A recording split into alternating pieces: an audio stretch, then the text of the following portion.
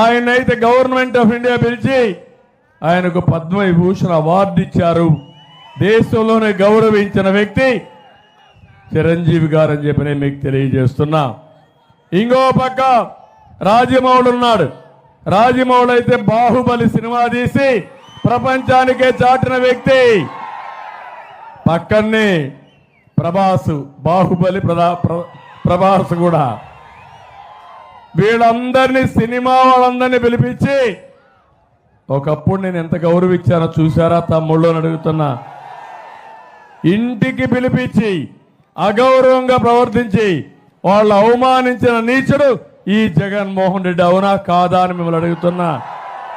కడాన సజ్జల లాంటి బ్రోకర్, పనికిరాని వ్యక్తి, ఎప్పుడూ ఎమ్మెల్యే కాని వ్యక్తి, సాక్షి ఆఫీసులో గుమస్తాగా పనిచేసిన వ్యక్తి